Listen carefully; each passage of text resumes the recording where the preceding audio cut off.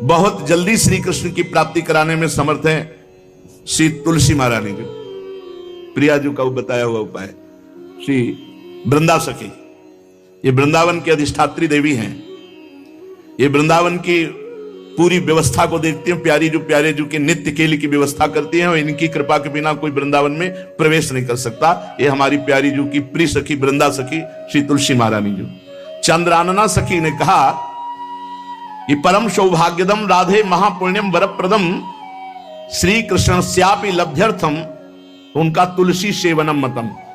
मेरे मत में यदि तुलसी जी की सेवा की जाए, तुलसी जी का यदि स्पर्श हो जाता है, तुलसी जी का नाम कीर्तन किया जाता है, तुलसी जी को प्रणाम किया जाता है, तुलसी जी का वृक्ष लगाया जाता है, तुलसी जी को जल अर्पित किया जाता है और तुलसी दल से नित्य भगवत सेवा की जाए, तो बहुत जल्दी श्री कृष्ण प्रसन्न हो जाते हैं।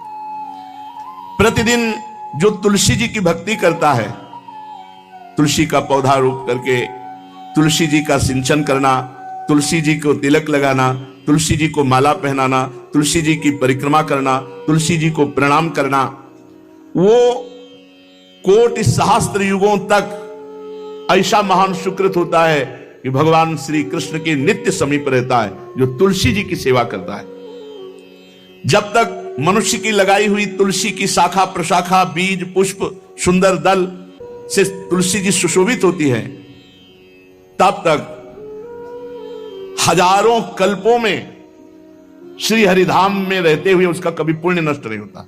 जैसे एक दिन 1000 कल्प, 2 दिन 2000 कल्प, वो भगवान के नित्य धाम में महान सुकृत के बल से भगवत धाम में रहेगा जो तुलसी जी का पक्का मान लीजिए।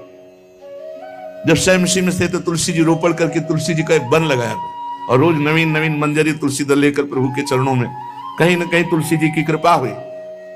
वृंदावन, ये वृंदा अधिष्ठात्री देवी वृंदावन की है, इनकी कृपा के बिना। हे चंद्रादने, संपूर्ण पत्रों और पुष्पों को जो उतार करके सम्मान पूर्वक पहले प्रार्थना करनी चाहिए। हे वृंदा देवी, हे तुलसी जी, भगवान श्री हरि की पूजा के लिए या प्रियाजू की पूजा के लिए हम आपके कुछ मंजरी कुछ दल लेकर के सेवा करना चाहते हैं, आप कृपा करके मुझे दीजिए, और फिर उतार लें। ऐसे नोचना नहीं, बहुत सम्मान से बहुत प्यार से, तो तुलसी जी प्रसन्न होते हैं।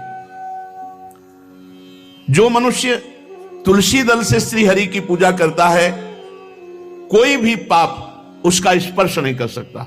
पूर्व में किया हुआ कोई भी पाप उसको दंड नहीं मिलेगा जो तुलसी जी की आराधना नित्य करता है।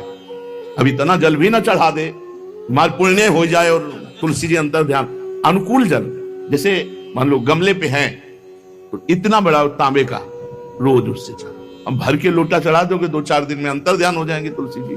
बहुत विवेक से जरूरत है, मतलब भारी पुण्य होगा। अब इतना बड़ा लोटा रोज जल चढ़ाओगे तो 2-4 दिन में पीली होके अंतर ध्यान हो जाएंगे। इतना जल, अनुकूल जल चाहिए। एक तांबे का छोटा सा लिया, ऐसे रोज डालो, उसमें कोई फर्क नहीं, और गमला उठाकर धूप में विराजमान करो। सेवा का मतलब क्या है? जो तुलसी जी को जल अर्पित करके तुलसी जी की सेवा करता है, हरि चिंतन करता है, कभी कोई पाप उसका स्पर्श नहीं कर सकता। 100 भार सोना, 400 भार चांदी का जो दान करने का फल होता है, वो एक तुलसी दल उतार, जो अपने द्वारा लगाई हुई तुलसी दल, वो हरि के चरणों में अर्पित करो। ये 100 भार सोना और चांदी बराबरी नहीं हो सकती। कितना महत्व है। जो रोज तुलसी दल चयन कर, द्वादशी को ना चयन करे, द्वादशी को मतलब बहुत बड़ा अपराध लगता है तुलसी दल का, इस मतलब तुलसी के वृक्ष का भी स्पर्श न करे। प्रणाम नमस्कार दूर से, एक भी दल नहीं टूटना चाहिए। द्वादशी को ऐसा हमने महापुरुषों से सुना है कि मंजरी और पत्र उतारना ये ठीक नहीं, बिल्कुल नहीं ठीक है। ब्रह्म हत्या का फल लगता है, अगर जो पाप लगता है अगर कोई द्वादशी को तुलसी चयन, बहुत सावधानी से। जिसके घर में तुलसी का बगीचा होता है, कई पौधे होते हैं, उसको कहीं तीर्थ जाने की जरूरत नहीं, उसका घर तीर्थ है जिसके घर में तुलसी के पौधे हैं। और यमराज कभी उस घर में किसी भी मरने वाले को लेने नहीं आएंगे जिसके घर में तुलसी। लगा लो भैया तुलसी लगा लो घर में, काहे कोई यमराज को आने दोगे? सबके घर में तुलसी। कितना सुंदर पहले था, घर में आंगन होते थे, आंगन में एक बहुत बड़ा, और फिर उसमें तुलसी जी, और फिर उसमें 2-4 नर्मदेश्वर और शालिग्राम ऐसे, और फिर घर का हर व्यक्ति जल चढ़ाना, प्रणाम करना, नमस्कार करना, 4 पर। कितनी पवित्र पद्धतियां हमारी थी। जब रसोई बने पहली गाय के लिए, फिर कुछ पक्षियों के लिए, फिर कोई संत महात्मा, कोई भिक्षु, ऐसा कितना पवित्र व्यवहार। यहाँ जैसे हमने देखा है, ये रसोई बन रही ना, तो धुआं नहीं खत्म होने पाता, वो ही सब अपवित्र किए हुए हैं, राक्षसी बुद्धि आती चली जा रही। तुलसी जी, ये भागवती को वस्तु है। हमें लगता है बालकनी तो होती है, बढ़िया बालकनी में एक ऐसा उठाने धरने वाला स्टैंड लोहे का रखो कि तुलसी जी को विराजमान कर दो। जिसके घर में तुलसी जी विराजमान होती है, उसके घर में यमराज कभी नहीं जाते। जो तुलसी जी का सेवन करता है, उसकी सारी कामनाएं तुलसी जी पूर्ण कर देती है। तुलसी जी को लगाना, तुलसी जी का पालन करना, तुलसी जी को सिंचन करना, तुलसी जी का दर्शन करना, तुलसी जी का स्पर्श करना, मनुष्य के द्वारा जो मन, वाणी और शरीर से पाप हो गए, सबको तुलसी महारानी क्षमा कर देती है, दग्ध कर देती है। पुष्कर आदि तीर्थ, गंगा आदि परम पावन नदियां, ये सब जो स्नान आदि, अवगाहन आदि करने का फल देते हैं, वो केवल तुलसी जी घर में विराजमान है, उसको फल मिल जाएगा। कितने बढ़िया। जो तुलसी जी की नवीन मंजरी प्रभु के चरणों में अर्पित करके प्रणाम करता है, वो चाहे कितना भी अपराध किए हो, वो कभी यमपुरी को नहीं देखेगा, कभी यमराज के पास नहीं जाएगा। जो मनुष्य तुलसी काष्ठ का घिसा हुआ चंदन लगाता है, उसके सारे संचित भस्म हो जाते हैं, और क्रियमाण जो वर्तमान, वो कभी उसको बांध नहीं सकते। तुलसी जी का काष्ठ का घिसा हुआ चंदन। जिसके घर में तुलसी की छाया होती है, वहां पितरों को अपने आप कल्याण प्राप्त हो जाता है। जो श्राद्ध करने से लाभ मिलता है पितरों को, घर में तुलसी लगा के, जो तुलसी की छाया, बड़ा वृक्ष, पितरों को तृप्ति मिलती है। चतुर्भुज ब्रह्मा जी सारंग धनवा श्री हरि के महामहिम स्वरूप की अनुभूति करने के लिए भी कहा है कि तुलसी जी का महान महात्मा है। अगर तुलसी जी का सेवन करे तो भगवान श्री हरि की महिमा को जान जाएगा। स्त्री हो या पुरुष, पुरुष नपुंसक नारीवा जीव चराचर कोय, सर्व भाव भज कपट तज मोहि परम प्रिय सोय। शरीर वर्दी है, हमारी पोशाक है, हम सब एक हैं, आत्मस्वरूप है, कुछ अलग नहीं है। शरीर केवल पांच भौतिक है तो सबका पांच भौतिक है, उसमें चिन्ह है स्त्री पुरुष के, बस। इसके लिए भगवान की आराधना निषेध थोड़ी है। जो स्त्री या पुरुष श्री तुलसी जी के काष्ठ के मन के बना के, जैसे छोटी कंठी या बड़ी माला धारण करता है, श्री कृष्ण उसके बस में हो जाते हैं। यह है तुलसी जी की महिमा। परम सुहाग श्री कृष्ण मिल जाते हैं, और कौन सी हमें उपलब्धि चाहिए। हे गोप नंदिनी, तुलसी जी का सेवन करने से श्री कृष्ण वश में हो जाते हैं। जो तुलसी की माला से नाम जप करता है, काउंटर वाली बात तो स्मृति के लिए पढ़ाई है, हम निषेध नहीं करते, नहीं बहुतों के भजन बंद हो जाएंगे, पर हम इतनी महिमा जरूर बता देते हैं कि तुलसी माला से जो नाम जप किया जाता है, उससे आध्यात्मिक सिद्धि बहुत जल्दी होती है। गुरुदेव भगवान कहते, जो अंगुलियों से रगड़ होती है मन का से, उसमें आध्यात्मिक ऊर्जा शक्ति तुलसी माला से। प्लास्टिक पर भाई करो, निषेध नहीं करने, बंद हो जाएगा वो भी राधा राधा कहना, वो हमें बंद नहीं करना। हम कह रहे हैं तुम जैसे बने वैसे करो, लेकिन माला का बहुत बड़ा प्रभाव है। तुलसी परम पवित्र भगवान श्री हरि की प्रिया, और उनके काष्ठ को जब हम ऐसे ऐसे नाम के साथ, तो विशेष ऊर्जा शक्ति, आध्यात्मिक शक्ति हमें जागृत होती है। हो सके जिनको ऐसा बन सके तो छोटी एक वो आती है सुमिरनी, उसको रख लो, अपनी जेब में रख लो, उससे करो। और नहीं है तो भैया तुम इसी से करो, नाम जप करो। भाव को भाव न खालसो, नाम जपत मंगल दिस दसो। सुंदर सुंदर तुलसी जी के वृक्षों के समीप बैठ करके जो अनुष्ठान किया जाए, वो बहुत लाभदायक। श्रीमद् भागवत का, गोपाल सहस्त्र नाम का कोई भी पाठ तुलसी जी के समीप विराजमान करके किया जाए। आचार्य को बुला करके तुलसी पूजन करना चाहिए। विविध प्रकार के अनुष्ठान, अरे तभी तो सब मंगल होता है। पहले था, हमने देखा है, 4 बजे माताजी दरवाजे के सामने लीपती, रोज का काम। जो पुराने घरों में देहरी के आगे आके 4 बजे लीप करके वहां अपना चौक पूर के दीपक जला, तो क्या पवित्रताएं थी, क्या मंगल था। जब किसी को निमंत्रण दिया जाता तो सबके पैर धोए जाते थे, सुंदर बिछौना बिछा करके और उसमें बैठकर पत्तल और रज के सकोरा कुल्हड़ ऐसे भोजन पाया। कितना पवित्रता, जो हमारी पूर्व पवित्रता थी, धोती कुर्ता चोटी पवित्रता। मान लो अगर बाहर जा रहे तो पैजामा कुर्ता, ऐसे बहुत पवित्र पोशाकें थी, पवित्र आचरण थे, पवित्र खान पान था। घर में जाओ तो एक पवित्रता, एक किसी भी घर में ऐसा नहीं था कि देव मूर्ति ना विराजमान हो, किसी भी घर में ऐसा नहीं था तुलसी जी विराजमान न हो, 1-2 गाय जरूर होती थी, पवित्रता। अब तो बड़ा विचित्र, ये भारतीय गौएं जो श्वेत रंग की, जो अरुण रंग की, जो सींग वाली हैं, वो उनका आप दुग्ध देखिए, दूह कर रख दीजिए, स्वर्णिम कांति छाई मिलेगी। ये हमारी भारतीय पद्धति है, हविष्यान्न, इससे देवताओं का, भगवान का, सबका अभिषेक पूजन होता है। शुद्ध गाय जो हमारी भारतीय है, तीला है उसके जैसे निकला हुआ, वो भगवान ने सेवा की है। हमारे गोविंद भगवान का नाम ही गोविंद, गौओं के इंद्र। भगवान सुबह से निकल जाते थे, शाम तक गौओं को चराते थे। बड़ा असत्य और सत्य का विवेक होने पर साधक को संसार की तरफ से वैराग्य होने लगता है और उसका भजन पुष्ट होने लगता है। और जहां भजन पुष्ट हुआ तो नित्य निरंतर अपने चित्त में भगवान वासुदेव को देखने लगता। चित्त के अधिष्ठात्र देवता भगवान श्री कृष्ण है, वासुदेव। जब चित्त शुद्ध हो जाता है, उसकी पहचान है, न कोई अपना लगता है, न कोई पराया लगता है, सब भगवत स्वरूप लगते हैं, अपना पराया का भेद मिट जाता है। जब चित्त शुद्ध होता है तो किसी भी पदार्थ के भोगने की इच्छा उसमें नहीं रह जाती। जब चित्त शुद्ध होता है तो उसका अनुराग केवल परमात्मा और महात्मा में होता है, पूरे संसार में कहीं होता ही नहीं। ये चित्त शुद्धि का लक्षण है। चित्त शुद्धि का उपाय विवेक और निरंतर नाम जप। चित्त शुद्धि का लक्षण राग द्वेष का अभाव, ना कोई अपना ना कोई पराया, और किसी भी विषय भोगने की इच्छा ही नहीं, आसक्ति तो सिर्फ परमात्मा में या महात्मा में। ये राग द्वेष किसे कहते हैं महाराज? जिस मनुष्य के, जिस पदार्थ के, जिस स्थान की ऐसी आसक्ति हो जाए कि इसके बिना जिया नहीं जा रहा, उसे राग कहते हैं। जैसे मां में राग, पिता में राग, पत्नी में राग, पुत्र में राग, धन में राग, मकान में राग, शरीर में राग, बहुत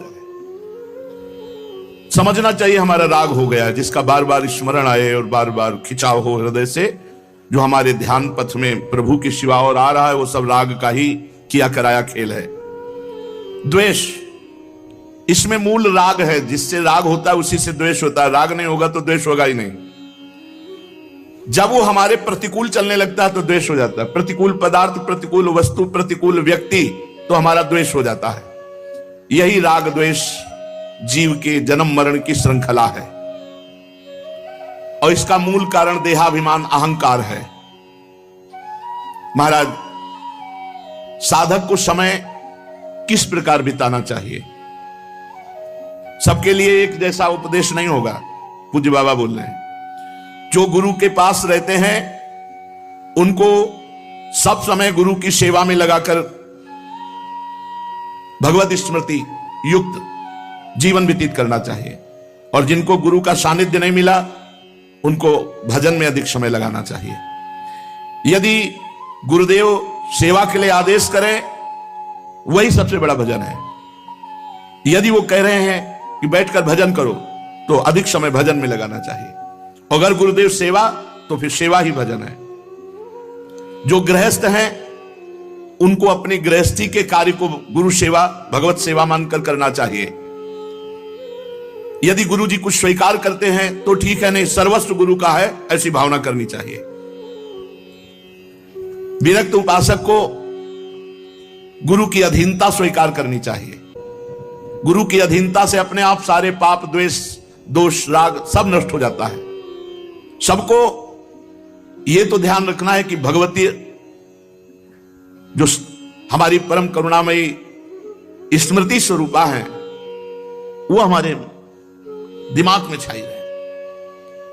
महान तेजो में निकुंज देवी श्री स्वामिनी महामहिमामयी महारानी लाडली जो भगवती स्मृति ऐसी कृपा करें कि ये हमारी स्मृति में ही बस जाए, कभी स्मृति से दूर ना हो, चाहे हम सेवा परायण हो या एकांत बैठे हो। महाराज भगवान तो हमें दिखते नहीं, तो उनसे प्यार कैसे हो, उनकी शरण कैसे हो? भगवान तुम्हें दिखते नहीं? बड़े आश्चर्य की बात है, ये सब भगवान ही तो है। पूज्य बाबा, अब उनकी ब्रह्ममयी दृष्टि है। चलो, भगवान नहीं दिखते तो भगवान का नाम, भगवान की महिमा, भगवान के भक्त ये तो दिख रहे हैं, आप इनकी बात मानो, नाम जप करो, भगवान की लीला गुण गाओ, जैसे आदेश होता है वैसे सिद्धांत से चलो, भगवान दिखाई देने लगेंगे। जब तुम्हारे हृदय में शांति, आनंद, किसी के प्रति कोई भी द्वेष नहीं, तो जान लो अब भगवान प्रकाशित होने वाले हैं हृदय में। आनंद भगवान का स्वरूप है, शांति भगवान का, शांताकारम, जो आनंद सिंधु सुख राशि। जो भगवान को देखा नहीं और भगवान की शरण होकर नाम जप करते हैं, भगवान बहुत रीझ जाते हैं उनसे, वो तो देख ही रहे ना। महाराज जी, आप बार बार भजन की बात करते हैं, भजन में तो नींद आ जाती है, फिर क्या करें? माला छूट जाती है भजन में। ऐसे बैठे रहो, प्रपंच सोचते रहो, नींद नहीं आएगी। 3 घंटा फिल्म देखते रहो, नींद नहीं आएगी। पता नहीं कैसा तमोगुण का प्रभाव है। बाबा कहते हैं कि जब नाम जप करने में नींद आने लगे तो जोर जोर से कीर्तन करने लगो। ये एकांत में करना चाहिए, सामूहिक जहां वास हो वहां नहीं करना चाहिए। नहीं पता चले कल मंजीरा लेके 12 बजे से शुरू हो गए तो साधक जो दिनचर्या में है उनको परेशान, मान लो बगल वाले कमरा वाला ध्यान साधक कर रहा है तो फिर आपका अपराध बन जाएगा। यदि आप मंजीरा लेके कीर्तन कर रहे हैं और उसके ध्यान में विक्षेप हो रहा तो अपराध बन जाएगा। इसलिए जो भी साधना करो वो ऐसी करो कि दूसरे साधकों को विक्षेप ना पड़े, अपने कमरे के बाहर आवाज ना जाए। दूसरा उपाय, खड़े होकर जप करो। ये बहुत बढ़िया उपाय है। इस नींद रूपी दुश्मन से लड़ो। ये खड़े होकर भजन करने का अभ्यास गायत्री अनुष्ठान में, नैष्ठिक ब्रह्मचर्य में, क्यों नई अवस्था में नींद ज्यादा सताती है। तो झोपड़ी थी तो खड़े होकर ऐसे झोपड़ी का ऊपर एक रस्सी ऐसे डाल लिए थे और ऐसे पकड़ लेते, कभी एक पैर के बल खड़े है, कभी बाएं पैर, फिर उठा लिया दाएं पैर, और मंत्र में एकाग्रता पूरी जपते हुए। बहुत अच्छा लगता, 5-5, 6-6 घंटे, क्योंकि गायत्री का 24 लाख गायत्री का एक पुरस्चरण होता है। भक्त को चाहिए किसी भी स्थिति में भजन के समय में नींद ना आने पावे। बहुत लड़ना पड़ता है, नींद से बहुत लड़ना पड़ता है, एकदम गुस्सा जाते हैं। जैसे बड़ी सावधानी से जप रहे, पता नहीं कब गोल हो गए, माला छूट गया। जब देखा माला छूट गया तो एकदम गुस्सा, अब पूरा माला गया, अब फिर एक से शुरू करना पड़ा। जैसे मान लो आप 99 मनका पे पहुंच चुके हैं और आपका छूट गया तो अनुष्ठान में नहीं माना जाएगा, फिर वहीं से शुरू करो एक से। ये नहीं कि कहीं से भी पकड़ लो वैसे शुरू करो, ऐसा नहीं। जब अनुष्ठान किया जाता है तो अगर जितने पे छूटा, अब ये काउंटर दिखाने से थोड़ी चलो, काउंटर आज चला है काउंटर में क्या है कि जितना करो उतना छोड़ दो। हमने गुरुदेव भगवान से, ये तो अभी कुछ समय से चला है, ये तो दिखाई नहीं दिया, पहले कभी दिखाई नहीं दिया, अब तो नई रचना है। नहीं तो छोटा माला वो हाँ सुमेरनी जिसे, और बड़ा माला, ये 2 ही थे तो चलाने के लिए। अब ये काउंटर भगवान की कलयुग महाराज की कृपा से आ गया है कि चलो माला नहीं तो इसको अपना पहन। माला से लोगों को शर्म भी लगती है, पूरा माला डाले ऐसे, बोले भगत बनता, इसमें अंगूठी की तरह पहने अपना। बढ़िया है, बढ़िया है, बहुत बढ़िया है। किसी तरह भगवत स्मृति, भगवान नाम जप हो रहा है बहुत, पर इसमें यह सुविधा है कि 50 में छोड़ दिया, छोड़ दिया। माला में नहीं छोड़ सकते। यदि अनुष्ठान चल रहा है तो आप बोल नहीं सकते, छोड़ नहीं सकते। मान लो आप 107 में पहुंच गए और आपने छोड़ दिया तो नहीं माना जाएगा, फिर एक से शुरू करो। अब जैसे आप माला जप रहे हैं गुरु मंत्र की, तो बीच में गुरु मंत्र की माला जपते हुए बोलना नहीं है। जो जैसे 11 माला का अनुष्ठान दिया गया उसमें बोलना नहीं। अगर बोला तो जहां से बोला वो फिर वहां से कैंसिल, फिर वहां से शुरू करो। या फिर उसकी पद्धति है, उस माला को ऐसे करके निकाल के मन का रखो, आचमन करो, भगवान से प्रार्थना करो, अत्यंत आवश्यक होने पर बात करो, फिर प्रणाम करो, फिर उसके नीचे वाली मनका से, जहां से रखा है नीचे वाली मनका से शुरू कर दो। ऐसे नहीं कि ऐसे खड़े बात कर रहे हैं फिर घुमा रहे हैं, तो क्या फर्क पड़ता है? दिमाग में क्या फर्क पड़ता है? कौन सा परिवर्तन हो रहा है? जो हमारी वैदिक सिद्धांत पद्धति है उसी से लाभ प्राप्त होता है। महाराज, जो नींद है उससे लड़ना पड़ता है। भजन करना बहुत ऊंची बात है, इसलिए हमको खड़े हो जाना पड़े, टहलना पड़े, हमें नाम जप करना, हमें मंत्र जप करना। उस समय नींद नहीं आनी चाहिए। अभ्यास बहुत बड़ी ताकत होती है। आंख मूंद के ठीक लक्ष्य पे गोली मार दे जिसका अभ्यास है, और अपने अभ्यास नहीं किए तो कुछ नहीं होने वाला। अभ्यास योग युक्तेन चेतसा नान्यगामिना। आज भी वही दिनचर्या है जो बाल्यावस्था से गुरुजनों ने सिखाई थी, वैसी दिनचर्या।